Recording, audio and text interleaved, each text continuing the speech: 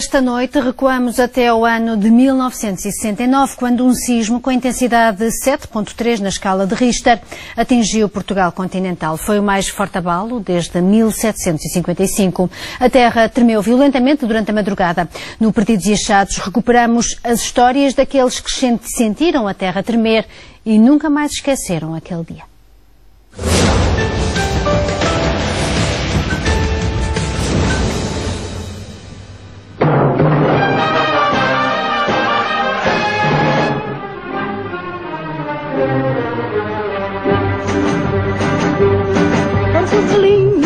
Lábios de mosto, meu corpo lindo, meu fogo posto, eira de milho, luar de agosto, quem faz um filho, falo por o rosto. Uma letra arrojada e revolucionária para a época. A Desfolhada fez da vitória de Simone de Oliveira no Festival da Canção de 1969 um escândalo nacional. O concurso foi a 24 de fevereiro. Mas 4 dias depois, a polémica foi subitamente varrida das preocupações nacionais. O assunto tornou-se insignificante.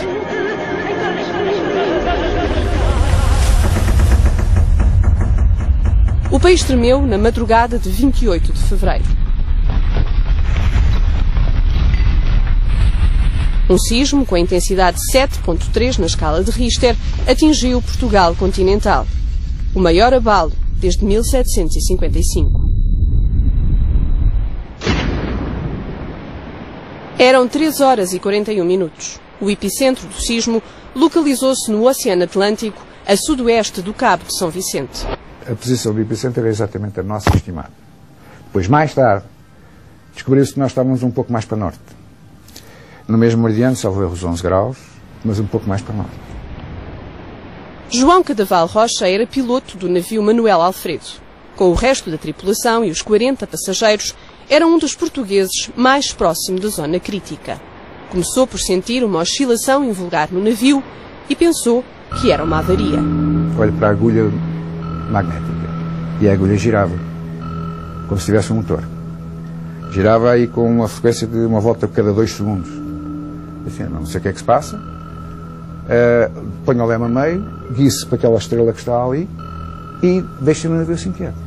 A vibração começa a aumentar, aumentar, aumentar, com muita intensidade, e o navio começa tipo aos saltos, de baixo para cima, como se levasse pancadas violentas de baixo para cima. Eu olhei para todos os lados, não conseguia ver nada, uma noite do ar linda, uma ótima visibilidade, nuvens assim esparsas, e não consigo perceber-me do que é que será aquilo. Tinha entrado para a Marinha Mercante há pouco tempo. Fazia a segunda viagem. Estava ao leme quando o navio foi atingido pelas ondas sísmicas. A sua inexperiência foi o suficiente para o comandante desconfiar que ele tinha cometido um erro. Enquanto eu tentava explicar ao comandante o que é que se passava, ou o que é que eu tinha notado desde a agulha de marear andar à volta, aos ponteiros magnéticos a darem tudo aquilo ali a vibrar, eu não conseguia falar quase com o comandante. Quase não nos entendíamos porque saltava. Entretanto, a coisa serena é que aquilo deve ter levado menos de um minuto. Quer dizer, a vibração violenta levou menos de um minuto. Na zona do epicentro, o sismo terá tido uma magnitude de 8.0 na escala de Richter.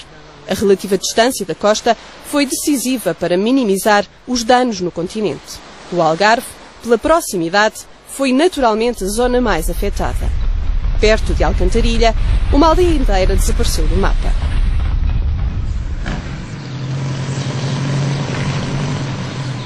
Fonte Louseiros é hoje um lugar reconstruído. Depois viu casas caídas, outras portas já tudo estragado, ou quase tudo. Na aldeia ninguém dormiu mais. Aquilo toda a gente andava aí no ar, não havia, as estradas eram mais apertadinhas, não havia aqui o Alcatrão, não havia nada, as pessoas tudo queria ver. E o socorro chegou cá? Não houve socorro nenhum nesse tempo. António tinha 5 anos e Sebastião 12. A casa onde os 2 irmãos dormiam ficou destruída. A família de 10 pessoas ficou desalojada, tal como todos os outros habitantes do pequeno lugar. As casas caíram todas, mas nenhuma das 33 pessoas ficou ferida. Uma senhora que ficou ali em cima da cama sentada, vizinhança e caiu o telhado todo, um lado madeira, num lado, no outro, e ela ficou sentada, sossegada, ficou a rezar. Em alto mar, as consequências do sismo não tinham terminado. Ainda os passageiros deambulavam em pijama pelo convés e já outro problema se avistava. O marinheiro chamou a atenção porque nota duas linhas negras no horizonte. Muito perto de uma das outras, cheguei à conclusão que aquilo eram duas vagas.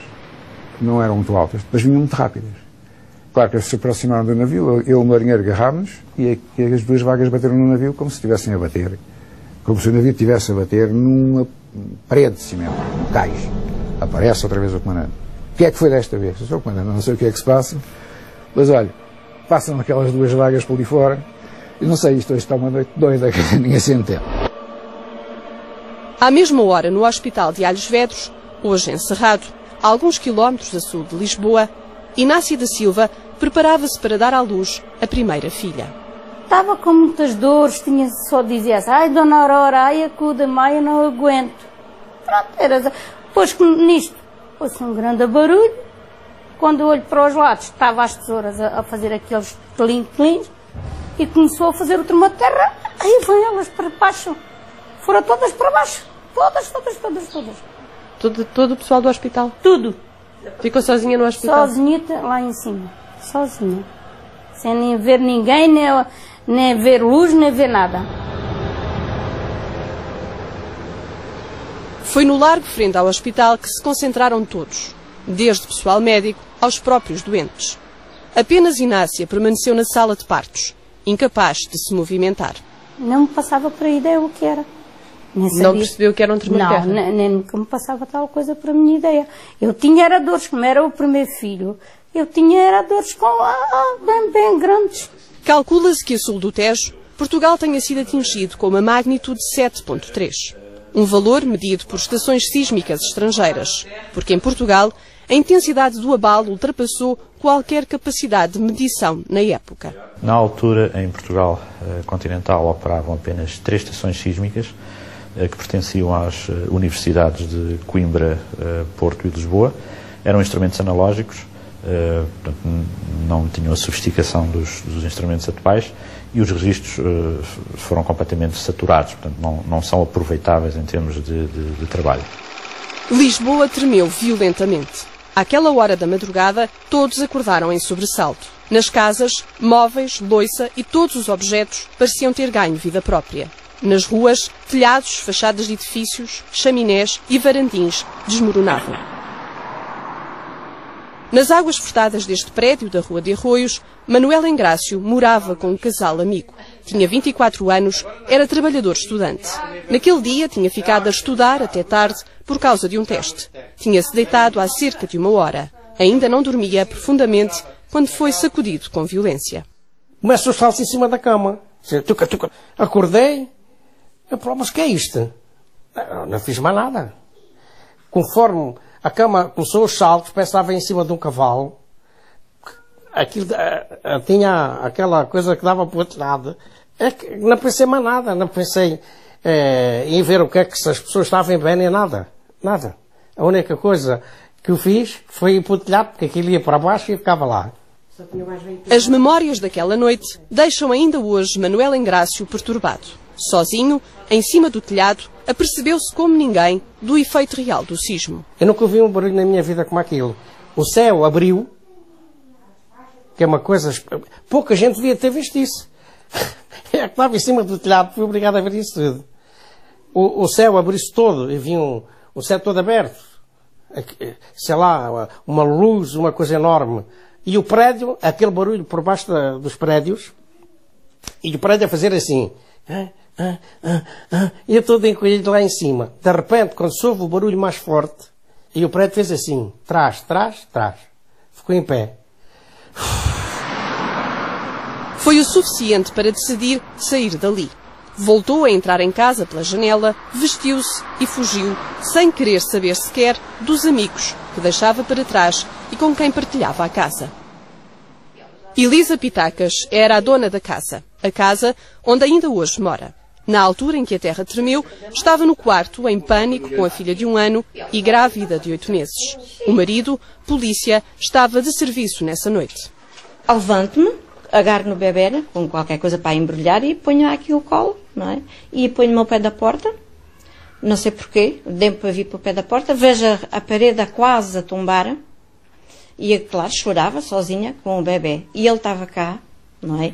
Em vez de me vir-se correr ou perguntar se eu precisava de alguma coisa, porque estava quase no fim da gravidez, não, ele foi para ali para o telhado. A réplica do sismo terá sido 5.4 na escala de Richter. Se alguém tinha hesitado em sair de casa, o novo abalo fez praticamente todos correr para a rua. Estava uma noite fria e tinha chovido. Famílias inteiras preferiram pernoitar nos jardins da cidade ou nos carros do que pôr a vida em risco entre 4 paredes. O Campo dos Mártires da Pátria e o Largo do Mastro, mesmo ao lado, foram dos locais onde se juntou mais gente. Fugiam, sobretudo, da zona baixa de Lisboa. Foi precisamente para o Largo que Manuel Engrácio se dirigiu. Pois aí o fim de eu estar lá 5, 10 minutos, aquilo largo é bastante grande, vem até com o Hospital de São José. Aquilo estava tudo cheio de gente. Depois as pessoas conversavam. No Hospital de Alhos Vedros nascia, às 4 da manhã, a filha de Inácia da Silva. Apesar do sismo, da mãe ter sido abandonada pela parteira, a meio do trabalho de parto, a criança nasceu sem problemas. 28 de fevereiro tornava-se, de forma extraordinária, um dia especial para a família. Então, foi giro, ela nasceu no mesmo dia que eu fiz 20 anos. Portanto, o dia do tremor de terra é o dia do seu aniversário. Exatamente. E do aniversário da sua filha. Exatamente. Uma data que se tornou o orgulho da criança, hoje com 43 anos. Lembro-me dos meus pais me dizerem, e toda a gente sabia, praticamente aqui ao pé, olha a miúda do tremor de terra, e eu achava que aquilo me fazia confusão. A minha mãe depois tinha aquele jornalzinho e mostrou-me, foi quando eu me apercebi que realmente, e a partir daí soube sempre, e eu tinha orgulho de mostrar aquilo, e mostrava. Andava com essa fotocópia? Tinha sempre comigo, ainda hoje tenho, pronto. O parto interrompido foi notícia no Diário de Lisboa. Um destaque a meio da segunda página. Foi precisamente o mesmo jornal o único a enviar um repórter a Fonte Louseiros, a pequena aldeia destruída pelo sismo no Algarve. Vítor de Sousa era correspondente na altura. Agora, reformado, regressou connosco a Fonte Louseiros 43 anos depois.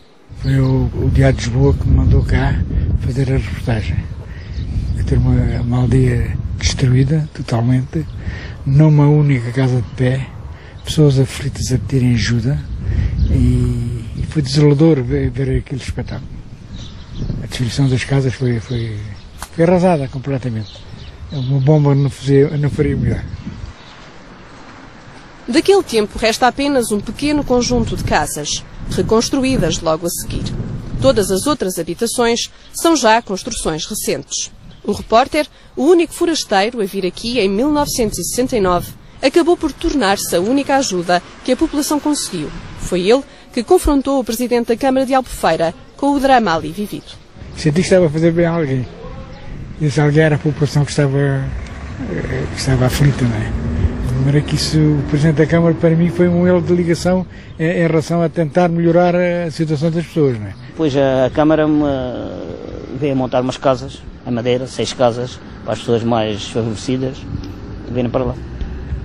E as outras continuaram aqui, era menos o arranjo, umas paredes, uma coisa, isso continua tudo logo a arranjar.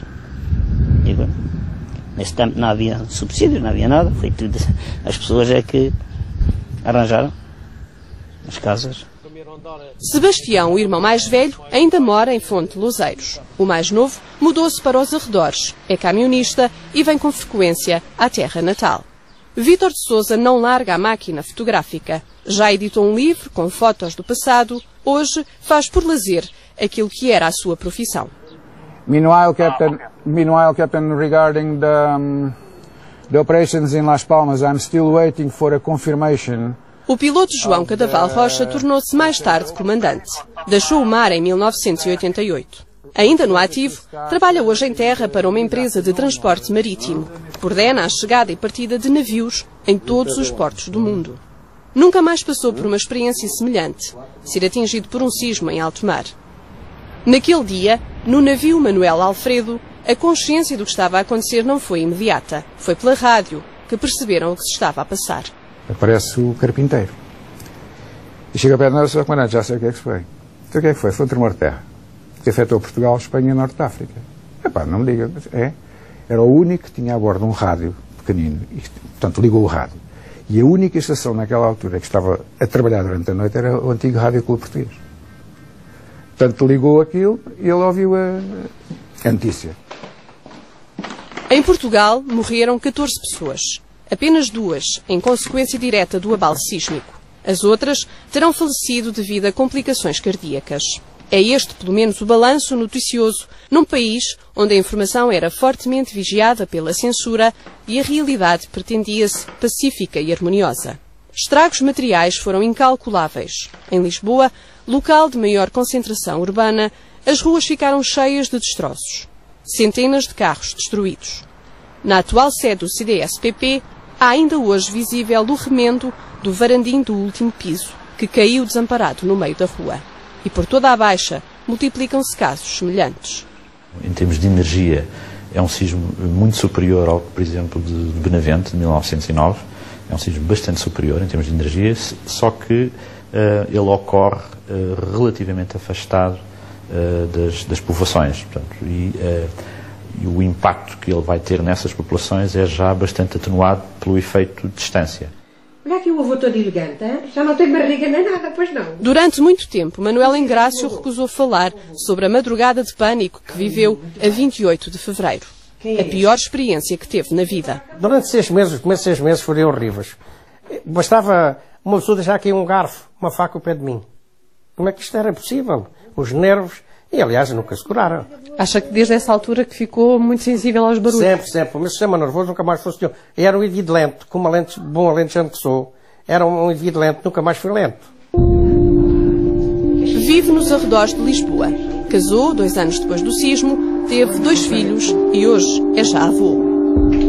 Inácia continua a morar na margem sul, a 2 passos da casa onde morava por altura do sismo. Está prestes a ser bisavó.